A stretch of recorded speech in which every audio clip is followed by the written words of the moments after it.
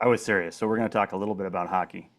And if you're not a hockey fan, I feel sorry for you, but you'll still, I think that the analogy will still work. First of all, it's good to be here. It's been a while since I've done this. It was, I think, October of last year, right? Oh, I need to approve the recording. Hold on. There we go. So I think it was October of last year. So it's a pretty long stretch, and it's good to be back here. As many of you know, my life has been a little bit busier this year since taking in a teenager, so weekdays and commuting have been a little bit different than they were previously. But back to hockey. So I love hockey, but I mostly just go to hockey games, right? And if you wanted to become a hockey player, you would probably have to practice hockey a lot. And if you were to go watch a hockey practice, you would see people doing things like drills, right? They'd be practicing shooting, or they'd be practicing skating forward, or they'd be practicing skating backward, defending, offending, whatever the skill set might be. You don't tend to see hockey players practicing a hockey game. You tend to see hockey players practicing different skill sets that then when they play the hockey game, they all just kind of come together. They flow together naturally because they've worked on all those individual skill sets, basically in the form of drills, right? And so I would like to think of a hockey game in our Buddhist terms as a basic mindfulness meditation practice. And that we sometimes get like an instruction that, not all the time, but we sometimes get an introductory instruction when we first come to practice that's essentially, all right, play hockey. But we don't have a ton of ideas about what all maybe the individual skill sets might be that go into just playing hockey, or, as we're going to talk about tonight, just mindfulness meditation.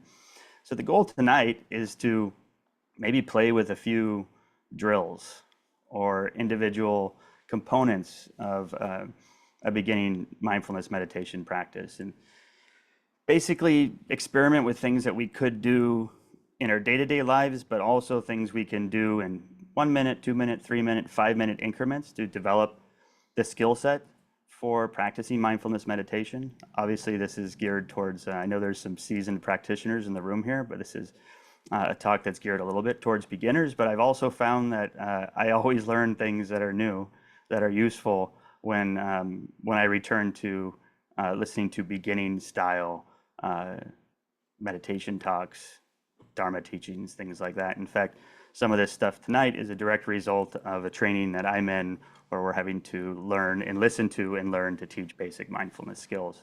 And so that's where some of this talk comes from. And so there's, at least in the way I'm going to frame it tonight, maybe 5 stages or 5 parts or elements of what we could think of as this mindfulness practice. And I'm hoping to do 4 drills. So one of them doesn't need to be a drill.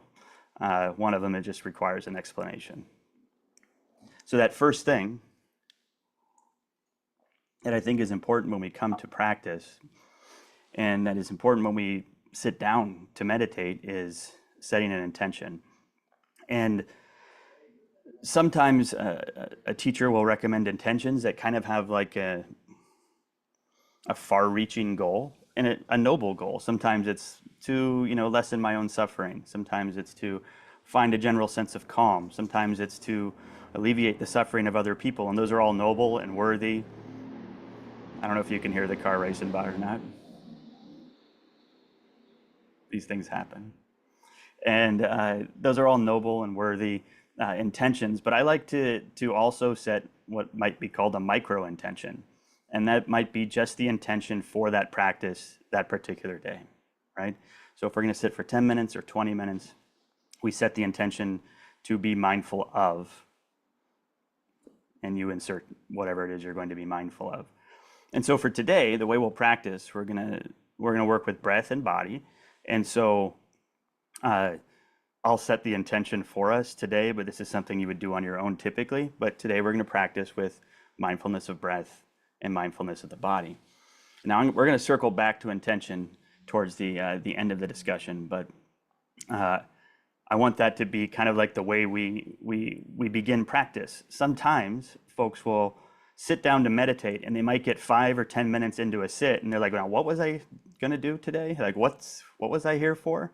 It's happened to me, and usually it's because I didn't actually sit down and say, "Okay, this is how I need to practice today."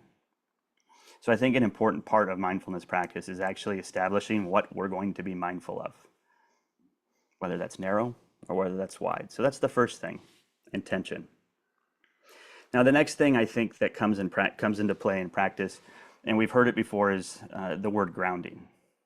And grounding has this, just the word itself, it has this connotation, right, of being like grounded, not something your parents would do to you, but being grounded, like firmly planted. Yes, I was grounded plenty as a kid in that way. But being firmly planted, like finding our place on the earth. And to me, that brings to mind the sense of gravity.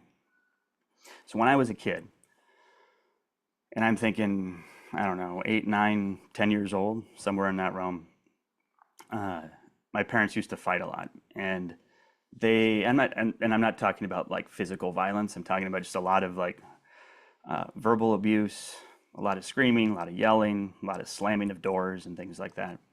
And if I happened to be out in the house when this was happening, I felt like a certain sense of shame, like I wasn't really supposed to be present for this. Like I wasn't supposed to like hear these words.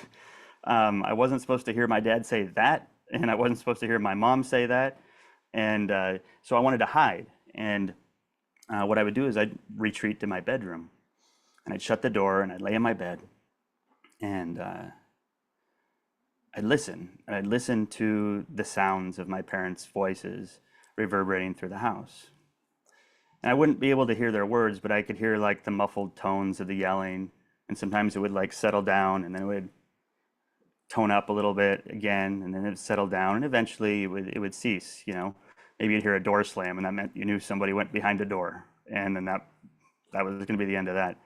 But I didn't realize it at the time, but I was essentially practicing some type of mindfulness with regards to sound. I was listening just really attentively to the arising and passing of sound.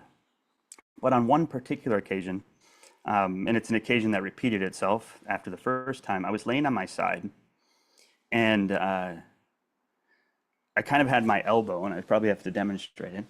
I kind of had my elbow planted on the edge of the bed, and my hand was just hanging over the edge of the bed. We've probably all laid on our bed that way before, the hand hanging over the edge of the bed. But my hand was relaxed, and my elbow was perfectly supported, and I felt a sensation in my hand. And I got curious about the sensation because it wasn't something I'd noticed before. And with some investigation, my little 8, 9-year-old mind like happened upon the fact that I was actually sensing gravity, that it was the tug of the earth in the inside of my body. I could feel like a little toss, and I encourage you, by the way, we'll start moving into a drill that you don't actually have to set yourself apart from while we're here. I encourage you, if you can right now, to try this for yourself. If you can put your elbow on the edge of a chair or a table, or maybe on your knee, and allow the arm to relax towards the earth. Allow the hand to relax towards the earth. And then maybe we can get into like little 9-year-old Matt and see if there's that like sensation of maybe tug. For me, it starts in the palm of the hand. There's like a kind of a sensation of tugging there, like this pervasive force that's moving through the body. It might be in the muscles, it might be in the skin, it might be at the joints. And what I did when I was a kid is I would then flex my hand, and then that sensation would go away. And then I would let my hand relax again, and then I could feel that sensation again. And that's because when the body tenses, it's resisting the force of gravity, and you don't get to sense it in the same way anymore. But then when the body relaxes, we can touch into that. Now, trying not to be a prideful person, but when I think back to little 9-year-old me, I'm kind of proud of him for finding this little refuge, because I found that when I would go retreat to my bedroom uh, over time, over the years, as I was wont to do, I found myself actually just doing this. Like I would lay on my side and I would try to feel gravity. And so I happened upon, with some, I guess experimentation and a little bit of accident, some form of grounding exercise as a kid. I didn't carry this into my adult life, but later on when I was in some type of Dharma training, talking about grounding, and the instruction was to get in touch with the sense of gravity. It was interesting because I knew exactly and immediately what the instruction was, because I recalled that I'd been doing that as a kid. And so that is one way of grounding. Now, we can get in touch with that sense, and it doesn't have to just be in the hand. I think we have to remember that we are planted on the earth, and the earth is trying to get us to accelerate at 30 feet per second per second. That's what it wants us to do. And it is the structure of the body that is preventing that from happening. So there is a force, there's a tension, there is a pressure in the body that can be sensed. Not everywhere, but it can be sensed. And so we can do what we did with the hand with the body. And sometimes it's useful to just begin, if you can't get in touch with that sense of gravity moving through the flesh, with the places where the earth is bringing the body towards it, where it touches, right? So that can be beneath the feet. It can be beneath the legs, the buttocks, the lower back. If your arms are set on the arms of a chair, then you can feel pressure there. The earth is also drawing objects towards it, so you can feel clothing on the body because of gravity. You can feel the air on your skin because of gravity. These are all ways of getting in touch with the force of gravity, with finding a way to ground ourselves. So that's the second step, if you want to call it that. But the second thing we're going to work with tonight is grounding. And I mentioned it, but I want to stress that this is something that can be practiced anytime. In fact, the context in which I got the instruction for finding the sense of gravity, I think it was Oren J. Sofer, now that I think back, and it was about mindful communication.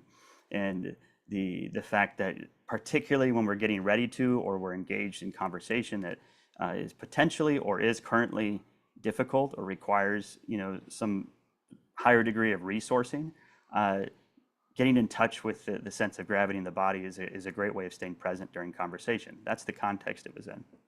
So it was intended to be practiced throughout the day, but it is also a wonderful way to begin practice.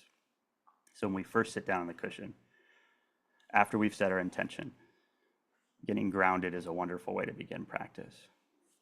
So that's the second thing. And the third thing relates to what the most common introductory instruction is when we get mindfulness meditation instructions for the first time. And that is cultivating an anchor, or establishing an anchor. Now, I don't want folks to think about an anchor in like a negative sense. I'm not trying to use it as synonymous with like ball and chain here. When I'm thinking of anchor, I'm thinking of like the purpose of an anchor. And so if we think about a boat that's out in a harbor somewhere, and it's a few hundred yards offshore, and it's dropped anchor overboard, and it's on the floor or on the ground and beneath the ocean, and it's what helps the boat kind of remain in position. And sure, the current can move one way, and the boat might slip a little bit that direction, and then the current can move the other way, and the boat might slip a little bit in that direction, or the water can rise and the boat lifts a little bit, and the water can what's the opposite of rise? Lower, and the boat can go with it. But what the anchor does is it ensures that the boat essentially hovers above and around the place where the anchor has been dropped. And so we'll often get an instruction like, pay attention to the sensations of your breath, and when your mind wanders, come back to it. I mean, we've all heard that before, right? It's kind of like the stereotypical initial mindfulness instruction, right? But sometimes people hear that first instruction and then they just try to work with that for years. I've had people come to me and like, well, how do I do this thing? How do I do this thing? And that's kind of the point of what we're talking about tonight. But that is establishing the anchor, that instruction to bring attention to the sensation of something And when the mind wanders, bring it back. And so when we set that intention at the beginning of practice, today we're going to be mindful of breath and body. One of those things is likely our anchor. And so today, breath will be our anchor. And the instruction is simple. We're going to bring attention to the sensation of breath. Now, this can be anywhere you choose. It can be at the nostrils, it can be where at the upper lip, it can be the back of the throat, it can be the chest, the abdomen, some combination of all those. Some folks like to combine breath into kind of like one sensation of breathing, whatever works for you. I don't recommend switching around too much, so kind of just pick one in the beginning and see what works for you. And then when the mind wanders, when it gets distracted by something other than the breath, we just come back to the breath. So you want to try that for a few minutes here? And we can, if we want, get into a meditative posture, something that's stable. I like the way Gil Fronsdal uses the word dignified. I think we all know what sitting in a dignified manner, kind of like what that feels like. Something that's comfortable, but not necessarily so comfortable we'll fall asleep, and something that's alert, but not necessarily so alert that, we're going to be in a world of pain in 10 minutes. And if we want, we can close our eyes. We don't have to, though.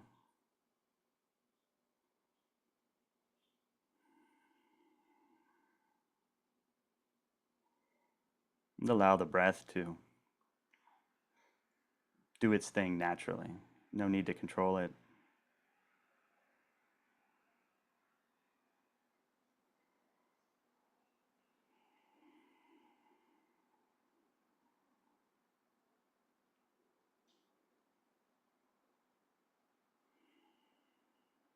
And explore the different sensations of breathing.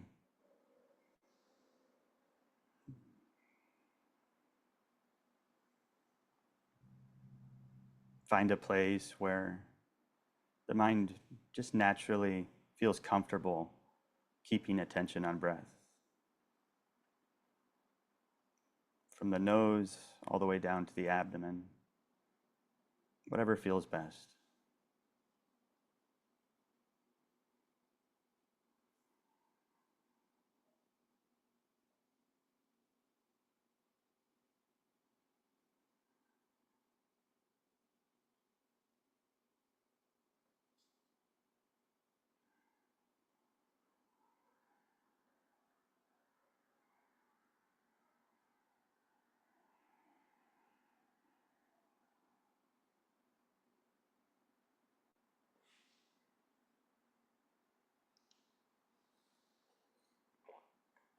And when the mind wanders,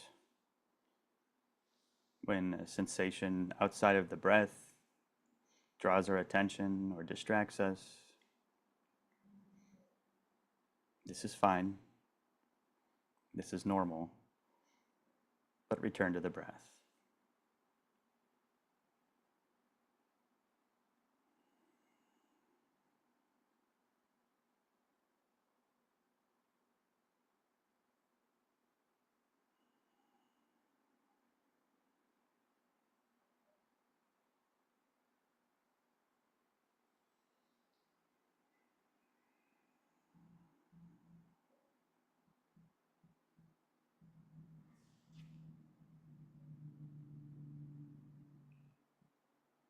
Mindfulness is sometimes described as sticky. Sticky in the sense that when we bring attention to something like the breath, we try to stick with it, to remain with it. This can look like trying to keep attention on the full duration of an inhalation from start to finish. And keeping attention on the stillness in between breaths.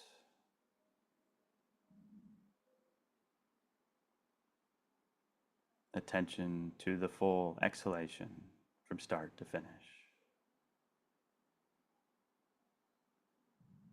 And attention to the stillness that follows.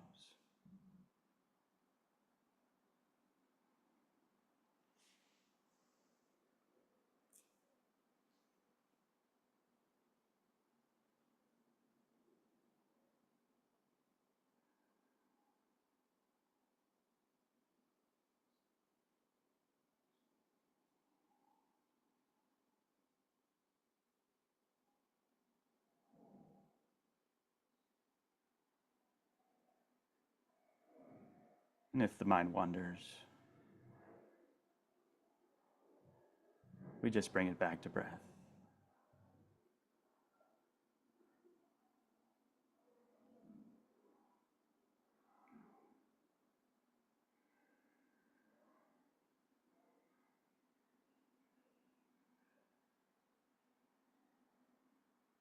Another tactic for developing sticky mindfulness is to look for the beginning and end of inhalations or exhalations.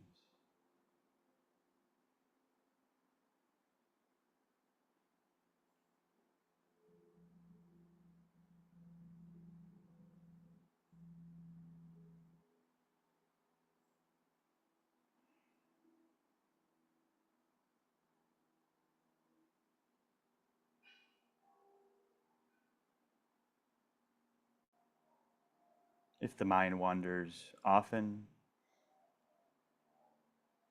then mindfulness needs to be stickier. If the mind is resting well with breath, then it's as it should be.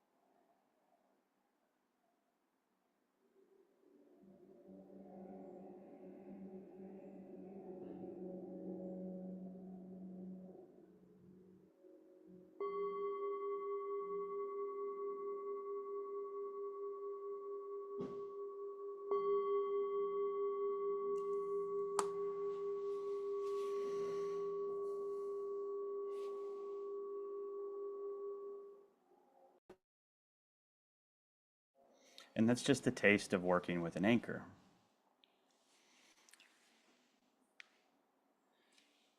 Of course, we can practice this formally, right? Sitting, closing our eyes, setting aside 5 minutes, 10 minutes, 15 minutes, an hour, whatever. We can practice this formally like that. But the breath is also happening the rest of the day, fortunately. And that means it's also happening when we're driving. It's also happening when we're taking the trash out. And so if you wanted to, you could work with the breath this way as an anchor, maybe with a little bit less focus, and obviously not with your eyes closed since you're going about your daily activity, but the breath is something that we can get in touch with. So don't think of it as a skill set that must be and only can be developed during formal practice. Of course, formal practice is useful because we're eliminating a certain sphere of distraction potential, right? And that's why we practice formally. But these are also things that we can build momentum with in our day-to-day life. So we've got intention, we've got grounding, we've got establishing an anchor. Now I want to talk, the last two things are essentially skill sets as well. And the first one I want to talk about is embodiment. And the last one is going to be what I call tacking. I'm sure people have heard of embodiment. And if you've been practicing a while, you've probably heard of some sense of embodied mindfulness. And so it's probably useful to just distinguish embodied mindfulness from what it isn't. And what it isn't is what we do most of the time. And what we tend to do most of the time is make contact with the world. Our body makes contact with the world. We see things, we smell things, we hear things, we touch things, we taste things. I don't know what's the last one I forgot about. But we make contact with the world. And then when we make that contact, our mind goes into some sort of discursive thought about it. We have a story, we have a narrative, it triggers a memory, right? And so what we're really doing is touching the world and then thinking about it, and then touching the world and then thinking about it. And so we spend a lot of our time just kind of like tapping into the world and then thinking about the world, but not necessarily experiencing the world in those moments when we're doing the thinking about. And so that would be discursive attention. What we're looking to cultivate with embodied attention is staying with that contact, staying with that point where we're touching the world. And so, of course, we've got a drill. Let's do a drill. And again, I want to keep working with the hand, but in this case, maybe we can let's work with our dominant hand. So whatever hand you write with, whatever your hand you wave with. I don't know, do we wave with our dominant hand? And you don't have to prop it up in any particular way like we were doing earlier. But you can, if you want, begin by getting in touch with the sense of gravity. You can, if you want, get in touch with any tension that might be in there that follows from the earth drawing it towards it.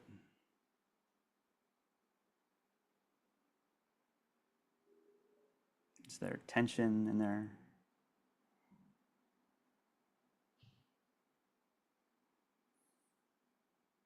But the attention doesn't have to stop there. There are other sensations in the hand. What are they? If there's tension or hardness, is there also softness anywhere?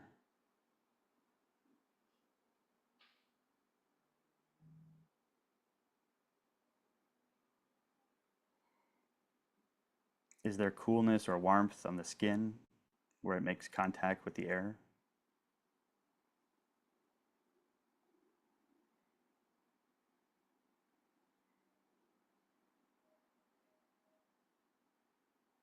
So we can layer all of these sensations of the hand together.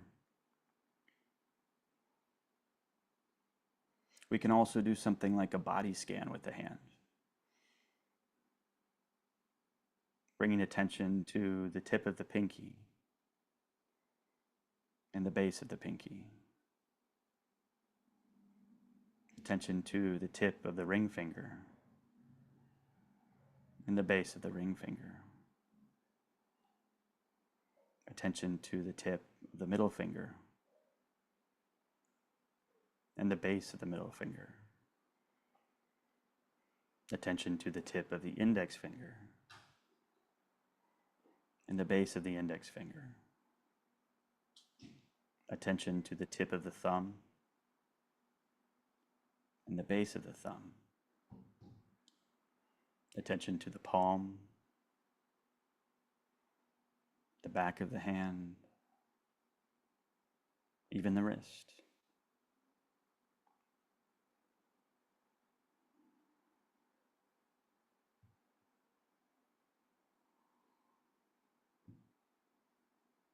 So all of these sensations can be looked at individually, or they can be aggregated together as a general sense of the hand.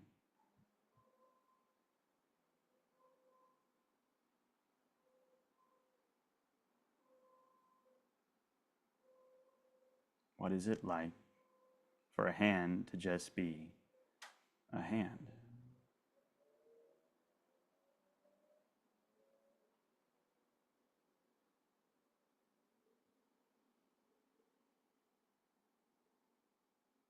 Does it have a shape? Does it have a particular texture?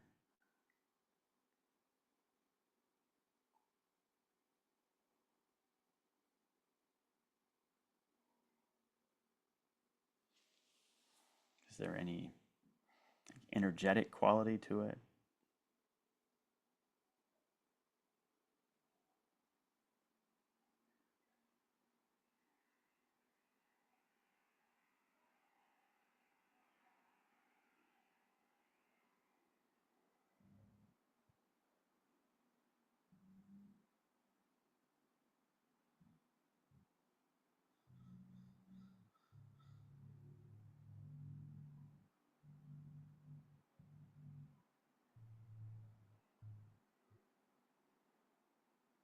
Just a hand, experienced as a hand,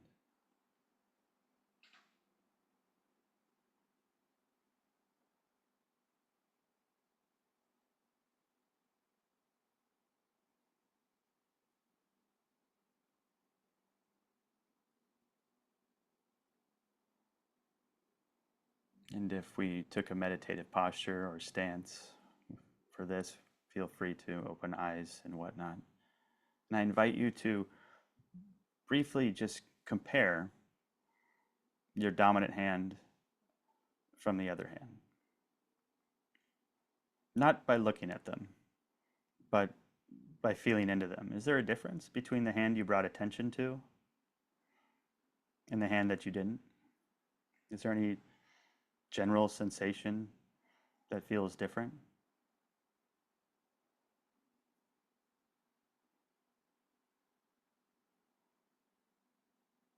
If somebody would like to share, actually, if anybody noticed something, feel free.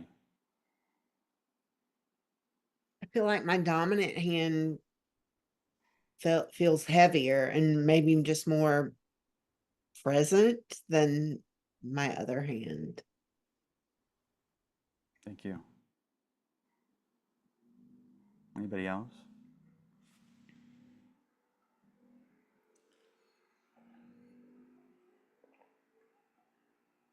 Well, for me, there's like when I first started practicing embodied mindfulness like this, I noticed like a sense of activation, almost as if like attention woke something up, like it was dormant a little bit. Um, and I remember I'd been practicing for many years, but I did this MBSR course just so I could see what it was all about. And the teacher was like describing the body scan before he actually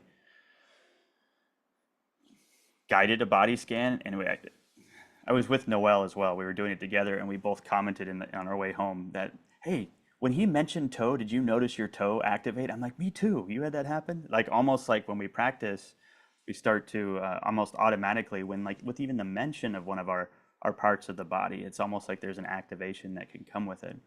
And what I think is most important about this realization, besides the fact that it's a skill set that is foundational for practice, um, is that it points to the idea that attention really does, it changes our experience of the world. And you might argue it changes our experience of the body, but we don't experience the world except through the body. And so if we can change, if attention changes our experience of the body, it's changing our experience of the world. And most of the time, I find that my experience of the body as embodiment is, generally speaking, kind of more pleasant and nicer and calmer and all the good things relative to when I think about my body, when I have stories about my body, when I think about things my body did or didn't do, or things I wish my body was or wasn't. Like, I find that just being in my body, it's a lot better than thinking about it. And so, of course, we practiced it with the hand, but when we're practicing mindfulness with the body, we can do this with all of our body parts and our whole body as well. And this is why sometimes people do something like a body scan as a way of getting in touch with the whole body. Again, getting in touch with individual sensations, absence of sensations as well, because there will be gaps in places in the body we don't necessarily feel, and that's fine too. And then as a way of kind of getting like a whole body experience, which serves as a wonderful place to practice from. And so that's what we mean when we talk about embodied mindfulness. And the final thing I want to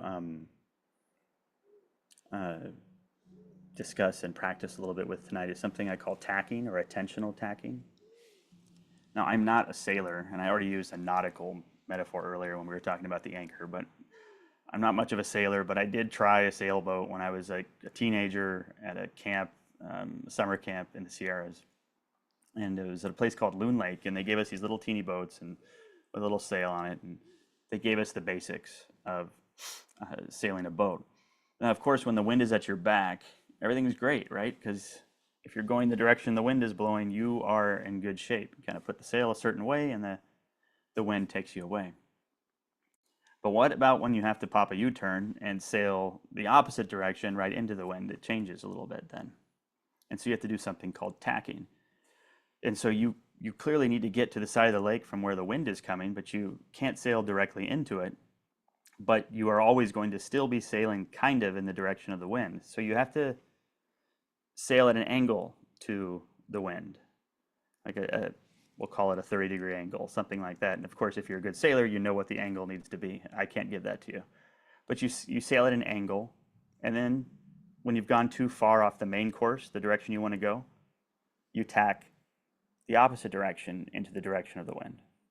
And then when you've gone too far off course from the direction you want to go, then you tack back. And so it's actually a process of zigzagging back and forth until we get to the destination. And of course, there's a skillfulness, and a sailor knows how to do this best. And so tacking in mindfulness practice is similar. The difference is we're going to be tacking between two different objects of meditation. So remember at the beginning, we talked about setting the intention for practice today as being mindful of breath and mindful of the body, right? And so when we practice attentional tacking, that is where I want the tacking to happen tonight. That's where we can bring mindfulness to breath, and then we can bring mindfulness to the body. And there is a way of developing this skill set, and I'm going to be the person that initiates it for you tonight. Now, this is kind of fun. I've been doing this for a few months in my car just to kind of like get my brain around it. But I have a bell. Here it is. And so here's the instruction for this drill. And bear with me, because it sounds a little funny. So we're going to establish the anchor like we did with the breath. Mindfulness with the sensations, mindful of the sensation of breathing. And then I'm going to ring a bell. And when we hear the sound of the bell, we move our attention to some part of our body, some sensation, anywhere in the body. It can be the whole body. It can be one point in the body, like a touch point where maybe gravity is drawing the body towards the earth. But so long as you hear the bell, attention is on the body. And when you no longer hear the bell, we go back to our anchor, back to the breath. Does that sound like a fairly simple instruction? So we're going to be with the breath, and then we hear the bell, and we remain with the body for the duration of the bell, then back to the breath. But of course, guess what that means? Anything else comes up? Lawnmower, itch, thinking about tomorrow, whatever it is, we still let that go, just like we would have when we were practicing mindfulness of breath. And so what we've essentially done is allowed for two objects into our attention, breath and body. But breath is still our anchor. Does that make sense? Breath is still our anchor, and we will tack to the body when we hear the bell. So let's try practicing this for a few minutes. So feel free to take a meditative posture for this one, and feel free to close your eyes if you like.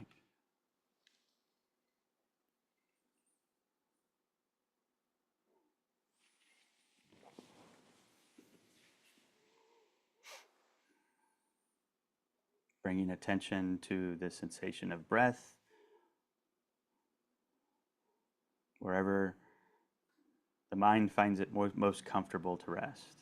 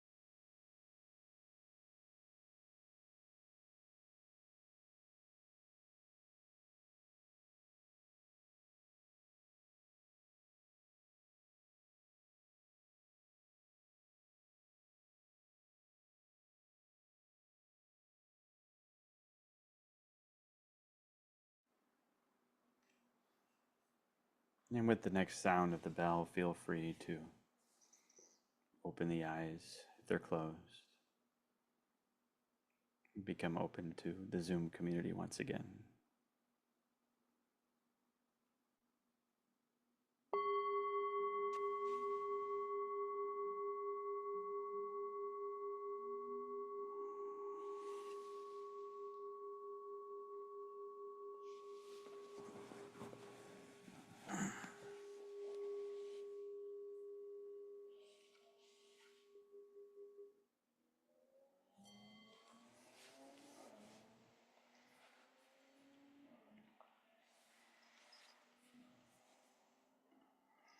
I hope that wasn't too challenging for folks. Um, it's one of those things that it feels a little awkward in the beginning, but then once one gets into a rhythm of it, um, you might have found a kind of a comfortable groove. And what I like doing with this one is, I don't know if anybody has the Insight Timer app on their phone. I'm not a fan of all the guided meditations on it, but I do like the timer itself because it's got sort of cool little programmable things. And so you could set yourself a 20-minute meditation and have it ring every 2 minutes to kind of like initiate this sort of uh, tacking on your own using a bell. Um, Of course, when we practice, we don't have a bell to initiate the tacking, but what do we think is the initiation? What signals us to go to the body? Does anybody have a guess? What tells us to go to the body when we're practicing this way? If we don't have a bell. Okay, a sensation in the body. So we can be practicing with breath, and something in the body becomes compelling. Pain, discomfort. Uh, if you're sitting for longer periods of time, what was comfortable starts to transition into uncomfortable. There's all sorts of things that can happen in the body that grab our attention in some capacity, and we allow for that. And so when we open our meditation with the intention to be mindful of the breath and mindful of the body, we're essentially saying, I'm going to be mindful with my breath, and then when the body tries to distract me, we'll call it that, I allow myself to move to that sensation until it's no longer compelling, right? Until I feel like my work is done there, and then I can go back to the breath. Everything else, we can still save it for later, you know, paying the bills, what mom said to me, all that stuff.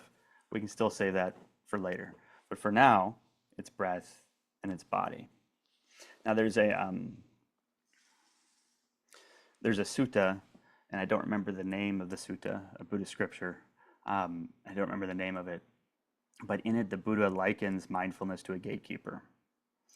And he essentially describes a person who stands at the gates to a castle and is checking everything that comes through the gate to see if it's allowed. Maybe he's checking IDs or something. Maybe there's some biometrics in the modern world, checking cargo, whatever the heck it is. And that gatekeeper is deciding what is wholesome and useful for the interior of the castle, and everything else can stay outside. You don't need to get mad. You can just say, no, you're not allowed right now. And of course, the interior of the castle, or everything beyond the gates, is what we think of as our mindful attention, what we're allowing us to be attentive to. And everything that stays outside the gate is what we're letting go for now. These may be pressing problems, the things that are coming into our awareness when we're meditating, or even when we're not meditating, but we've decided we don't need to let our minds rest on that at the moment. Those things can wait for later. Everything we worry about when we're sitting will probably be waiting for us when we're done sitting. So we can just leave it for later. And so mindfulness as the gatekeeper is essentially what is being addressed at the beginning of practice when we have established our intention. So when we sit down and we say, mindfulness, you're allowed to work with the breath, you're allowed to work with the body, but everything else, let's just let that be right now. Now there's a teacher, Ajahn Brahm, and he often talks about mindfulness as kind of like our little friend we can talk to, and that he almost says that like mindfulness is essentially it knows what to do on its own so long as you give it proper instructions.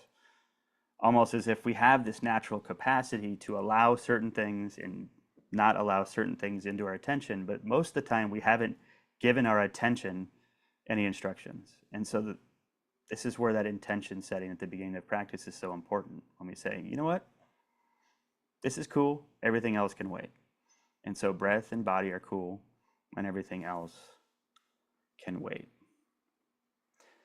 Now, if we had another half hour, we would just go practice all of this all at once. But I'm hoping that the drill sets or skill sets or whatever you want to call those are useful for folks as things we can practice individually, things we can practice formally, things we can practice in our day-to-day life in small increments, in larger increments, and hopefully kind of develop those skills that give us the capacity to play a hockey game, right? And with that, I will close for the night.